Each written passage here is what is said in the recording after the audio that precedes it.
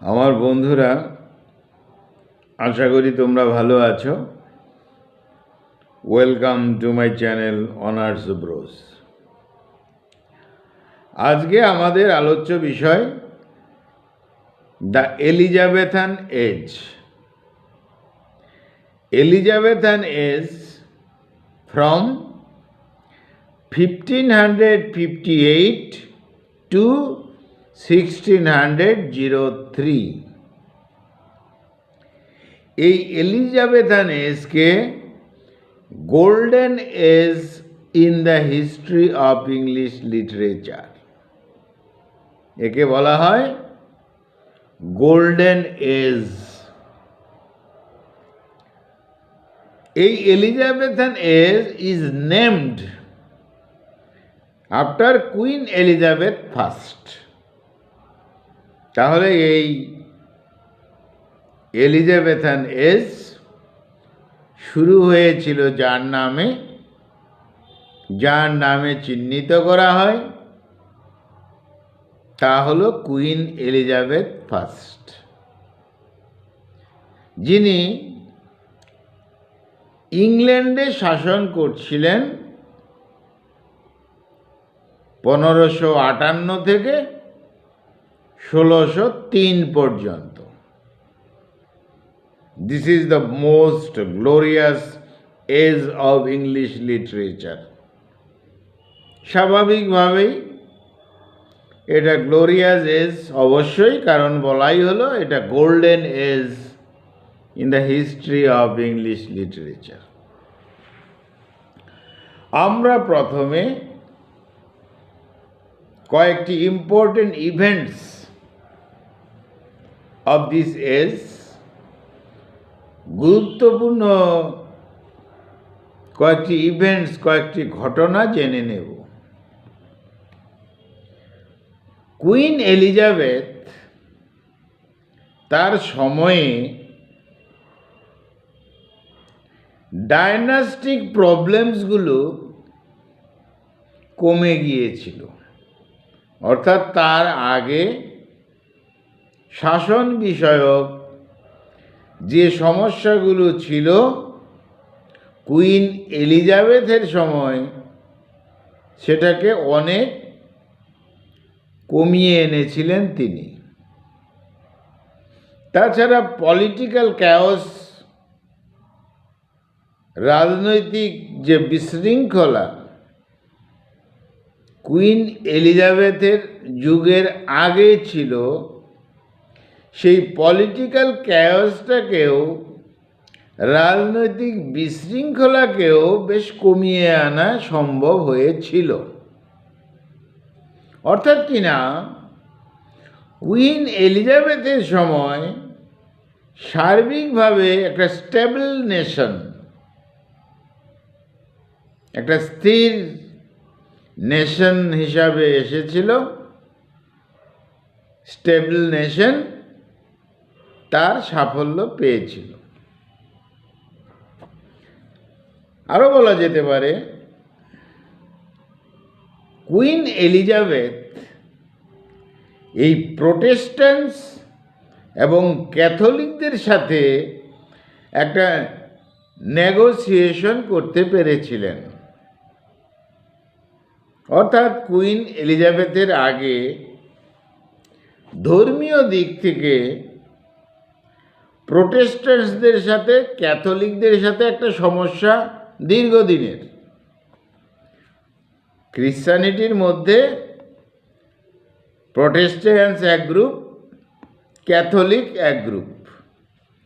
ধর্মের মধ্যে এটা দীর্ঘদিন থেকেই চলে এসেছে। কিন্তু কুইন এলিজাবেথ এই প্রোটেস্ট্যান্টসদের এবং ক্যাথলিকদের মিলিয়ে মিশিয়ে শাসন কাজ চালাতে তিনি পেরেছিলেন, সক্ষম হয়েছিলেন। অর্থাৎ রিলিজিয়াস যে সেন্টিমেন্ট সেটা স্টেবল হয়েছিল in the second half of the 16th century. অর্থাৎ প্রোটেস্ট্যান্ট ক্যাথলিকদের মধ্যে একটা সমঝোতা হয়েছিল এবং তাদের যে রিলিজিয়াস সেন্টিমেন্ট, ধর্মীয় ভাবাবেগ, সেটা স্টেবল হয়েছিল, স্থির হয়েছিল। সেই জন্য স্বাভাবিকভাবেই কুইন এলিজাবেথের সময় ইংল্যান্ডের অবস্থাটা কালচারাল দিক থেকে অনেকটা এগিয়ে যেতে সক্ষম হয়েছিল। আর তখন জিওগ্রাফিক্যাল এবং অ্যাস্ট্রোনমিক্যাল কতগুলো ডিসকভার্স হয়, অর্থাৎ তার আগের যুগে হয়েছিল, তার প্রভাবটা পড়েছিল। অর্থাৎ এলিজাবেথানের আগে জিওগ্রাফিক্যাল এবং অ্যাস্ট্রোনমিক্যাল কতগুলো ডিসকভার্স হয়েছিল, আবিষ্কার হয়েছিল প্রিভিয়াস ডিকেডসে, আর তার ফলটা পেয়েছিল এলিজাবেথ ফার্স্ট। আর রেনেসাঁ যেটি আগে শুরু হয়েছিল, তার কিছুটা প্রভাবও ইংল্যান্ডে তখন অনুভব করা গেছে। রেনেসাঁর সময় যে হিউম্যানিজম, মানব ধর্ম, মানুষই শেষ কথা, এই ধরনের একটা ইডিওলজি, একটা চিন্তা ভাবনা, তার প্রভাব এলিজাবেথান যুগে পড়েছিল। স্বাভাবিকভাবেই আর্ট, কালচার, লেখালেখি বিষয়ে লেখক, কবি, সাহিত্যিকরা একটা উপযুক্ত পরিবেশ পেয়েছিলেন এই এলিজাবেথান ফার্স্টের সময়। তাহলে আমরা প্রথমে জেনে নেই major writers and their works. এই এলিজাবেথান যুগে আমরা কবি সাহিত্যিকদের কাদের দেখতে পাই? প্রথম যার নাম আসে তার নাম হলো টমাস মোর। টমাস মোরের লেখা ইউটোপিয়া, তার লেখা ইউটোপিয়া যথেষ্ট প্রভাব ফেলেছিল এলিজাবেথান এজে। তাহলে প্রথম আমরা পেয়ে গেলাম টমাস মোরকে এবং তার বিশেষ লেখা ইউটোপিয়া। তারপর আমরা যাকে পাই তার নাম এডমন্ড স্পেন্সার। এই এডমন্ড স্পেন্সারকে বলা হয় the poet of the poets, কবিদের কবি। কাকে? এডমন্ড স্পেন্সারকে। আর তিনি লিখলেন the Faerie Queene, the Shepheardes Calender. এইসব লেখায় এলিজাবেথান এজকে শিক্ষা, সংস্কৃতি, লেখালেখির বিষয়ে অনেক শ্রেষ্ঠত্ব দান করেছে। তাহলে প্রথম পেলাম টমাস মোরকে, তিনি লিখলেন ইউটোপিয়া। দ্বিতীয়ত পেলাম এডমন্ড স্পেন্সারকে, তিনি লিখলেন the Faerie Queene, the Shepheardes calendar. তারপর যাকে আমরা পাই নিকোলাস ওডেইল, যিনি লিখেছিলেন রয়েস্টার ডয়েস্টার, একটা ইংলিশ কমেডি। কাকে পেলাম? নিকোলাস ওডেইল, যিনি লিখেছেন রয়েস্টার ডয়েস্টার, এটা হলো ইংলিশ কমেডি। তারপর যাকে পেলাম নর্টন অ্যান্ড স্যাকভিলকে পেলাম। তারা লিখেছিলেন গর্বটাক। এই গর্বটাক হলো দ্য ফার্স্ট ইংলিশ ট্র্যাজেডি। তাহলে পেলাম টমাস মোরকে, ইউটোপিয়া লিখেছেন। এডমন্ড স্পেন্সারকে পেলাম, তার বিশেষ লেখা দ্য ফেয়ারি কুইন। নিকোলাস উডেলকে পেলাম, যিনি লিখেছেন রয়স্টার ডয়স্টার। এবার পেলাম দুজনকে, নর্টন অ্যান্ড সেগভিল, তারা দুজনে লিখলেন গর্ভডাক। এই গর্ভডাক হলো দ্য ফার্স্ট ইংলিশ ট্র্যাজেডি। এরপর যে নাম এলিজাবেথান এজে আসে তার নাম হলো টমাস কিড। এই টমাস কিড ইউনিভার্সিটি উইটস যাদের বলা হতো তাদের একজন। টমাস কিড লিখলেন দ্য স্প্যানিশ ট্র্যাজেডি। এলিজাবেথান এজে বিশেষ লেখা দ্য স্প্যানিশ ট্র্যাজেডি। তারপর যাকে পেলাম স্যার ফিলিপ সিডনি, যে লিখেছেন আর্কেডিয়া।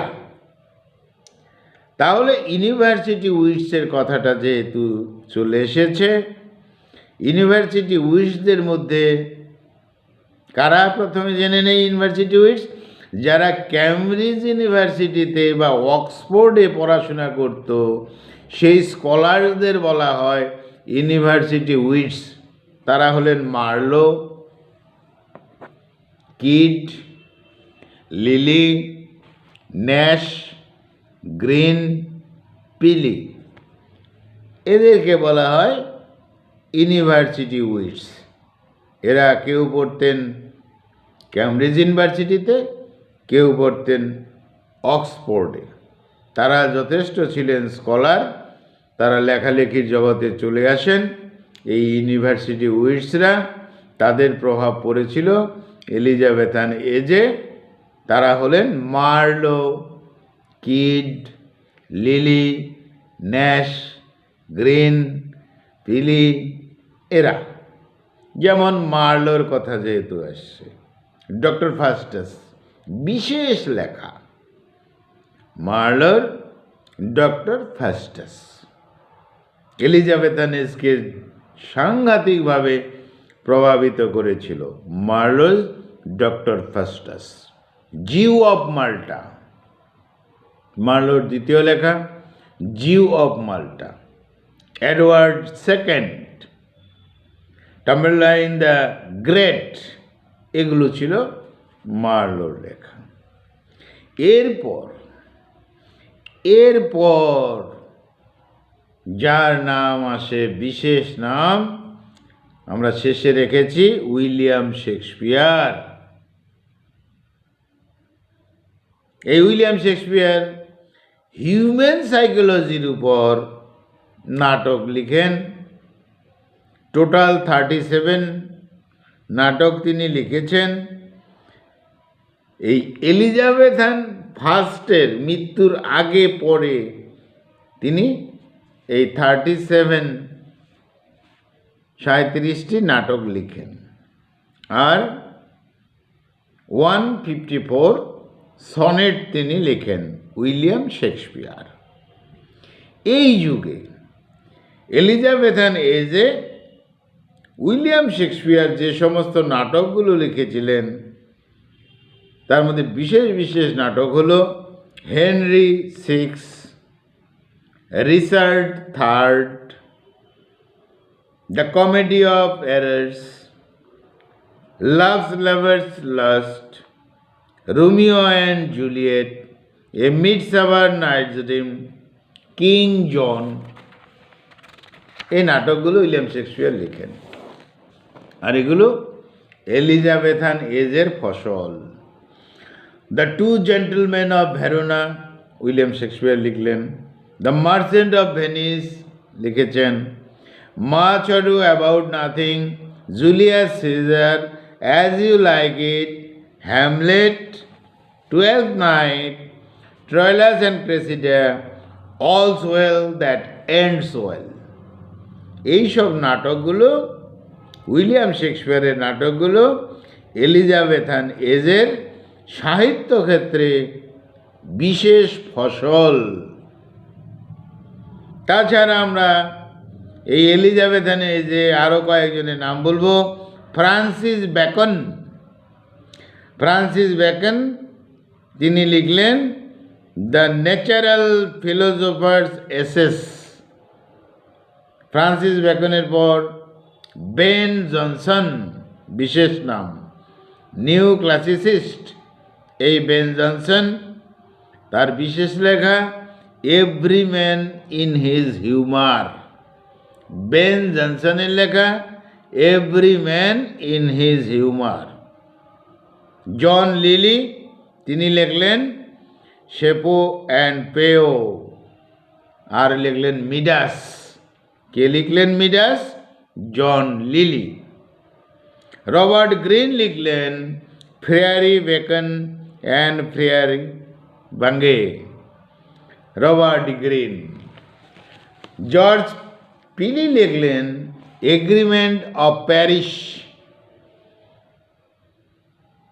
টমাস ন্যাশ লিখেছেন the unfortunate traveller. The unfortunate traveller লিখলেন টমাস ন্যাশ। এরা ইউনিভার্সিটি উইটসের মেম্বার। আরো দুজনের নাম বলা যেতে পারে বিমন্ট অ্যান্ড ফ্লেটচার। তারা দুজনে লিখলেন a king and no king. A king and no king. আর লিখলেন দ্য মেইডস ট্র্যাজেডি। তাহলে এত বিশাল এক সাহিত্য ভাণ্ডার ছিল এলিজাবেথান এজে। তাহলে এলিজাবেথান এজের লিটারেরি ফিচার্সগুলো কী কী আমরা কিছু আলোচনা করতে পারি। Literary features of Elizabethan period. আগেই বলা হয়েছে Elizabethan age is regarded as the golden age in the history of English literature. এটাকে গোল্ডেন এজ বলা হয়, ভালো কথা।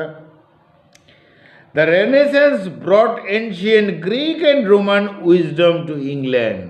এর আগে এলিজাবেথানের আগে যে শুরু হয়ে গেল রেনেসা, তার যে একটা প্রভাব পড়েছিল, সেখানে রেনেসায় আমরা দেখতে পেয়েছি যে অ্যানশিয়েন্ট গ্রিক এবং রোমান উইজডমকে নিয়ে আসা হয়েছিল এই ইংল্যান্ডে, তার প্রভাবও এই যুগে পড়েছিল। আর একটা বিশেষ রিলিজিয়াস রিফরমেশন হয়েছিল।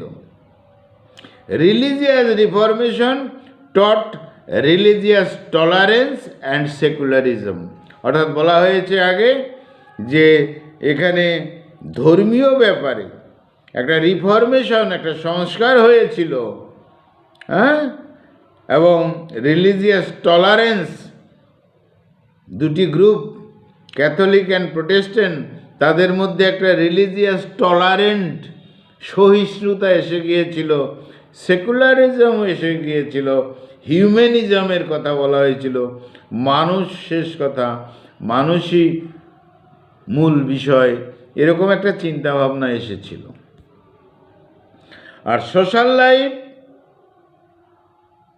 অফ ইংল্যান্ডের তখন সামাজিক জীবনটা যথেষ্ট স্ট্রঙ্গার হয়েছিল। আর কি হয়েছিল? এখানে যে স্ট্রং ন্যাশনাল স্পিরিট, দেশের প্রতি মানুষের একটা জাগরণ এসেছিল। হিউম্যানিজম তো বলা হলো যে হিউম্যানিজম সেই সময় এলিজাবেথান যুগে একটা বিশেষ প্রভাব পড়েছিল। তাহলে কী কী প্রভাব পড়লো? Strong national spirit, humanism, religious broad mindedness, ধর্মীয় ব্যাপারে উদার হয়ে গেল সবাই, সায়েন্টিফিক কিউরিওসিটি, সায়েন্স নিয়ে কৌতূহল শুরু হয়ে গিয়েছিল, সোশ্যাল কন্টেন্ট, সোশ্যাল সামাজিক উন্নতি ডেভেলপমেন্ট নিয়েও কথা শুরু হয়ে গেছে, আর ইন্টেলেকচুয়াল প্রোগ্রেস হয়েছিল। স্বাভাবিক, এত বড় বড় শিল্পী, সাহিত্যিক, কবি, তারা যেহেতু তাদের কাজ করেছেন মুক্তভাবে, তারা লিখেছেন অনেক, স্বাভাবিকভাবে ইন্টেলেকচুয়াল প্রোগ্রেস তো হয়েছিল। এই ছিল আমাদের আজকের আলোচ্য বিষয়, দ্য এলিজাবেথান এজ। তাহলে আমরা পেয়ে গেলাম এলিজাবেথান এজ। সহজ কথায় কার নাম অনুসারে হয়েছিল, কুইন এলিজাবেথ ফার্স্ট। সময়টা কি ছিল? সময়টা ছিল 1558 থেকে 1603 পর্যন্ত। আর এলিজাবেথান এজটা হয়েছিল কার নামে? কুইন এলিজাবেথ ফার্স্টের নামে। এটাকে কি বলা হয়? এই যুগকে গোল্ডেন এজ বলা হয়। আর তাই বলা হয় glorious age of English literature. এখানে একটা বিশেষ কাজ হয়েছিল, ইম্পর্টেন্ট ইভেন্টস ঘটেছিল।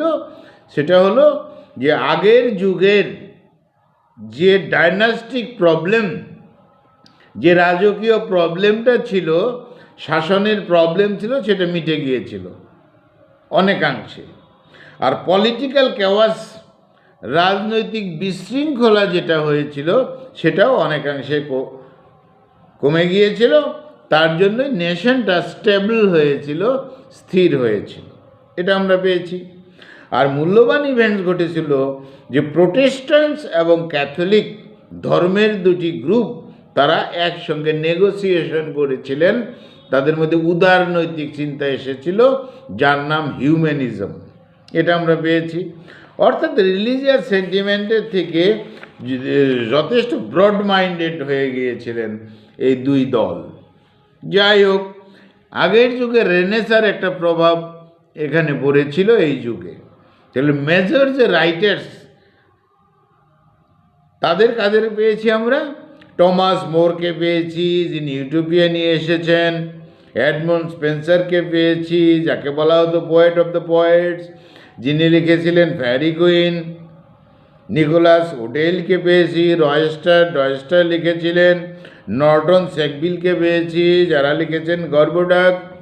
টমাস কিটকে পেয়েছি ইউনিভার্সিটি উইটসের, যিনি লিখেছেন স্প্যানিশ ট্র্যাজেডি। স্যার ফিলিপ সিডনিকে পেয়েছি, আর্কেডিয়া তিনি লিখেছেন। তাছাড়া আমরা ইউনিভার্সিটি উইটসের আরও কয়েকজনকে পেয়েছি, মার্লোকে পেয়েছি, কিটকে পেয়েছি, লিলিকে পেয়েছি, নেস্টে পেয়েছি, গ্রিনকে পেয়েছি, বিলিকে পেয়েছি।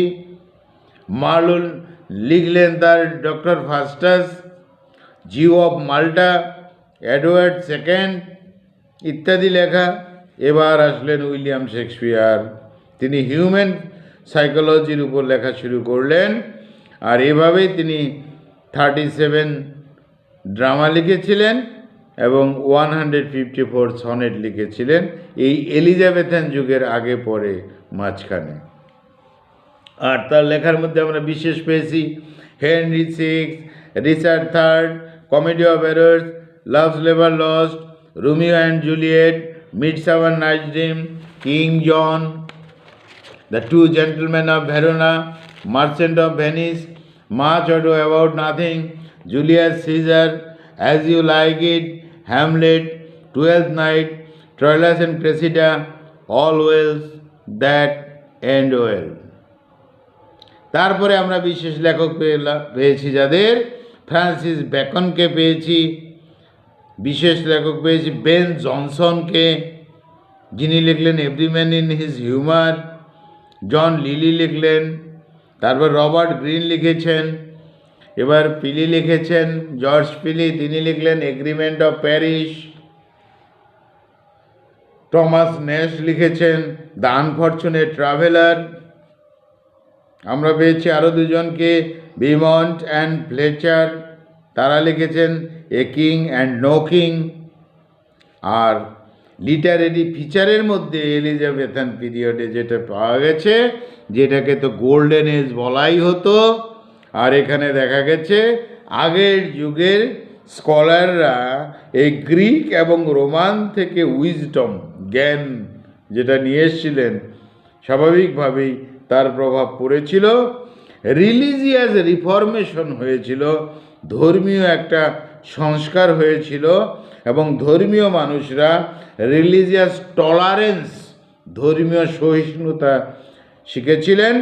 সোশ্যাল লাইফ যথেষ্ট স্ট্রঙ্গার হয়েছিল, ন্যাশনাল স্পিরিট বেড়ে গিয়েছিল, হিউম্যানিজমের প্রভাব পড়েছিল, রিলিজিয়াস ব্রড মাইন্ডেডনেস এসেছিল, সায়েন্টিফিক কিউরিওসিটি এসেছিল, এবং ইন্টেলেকচুয়াল প্রোগ্রেস হয়েছিল।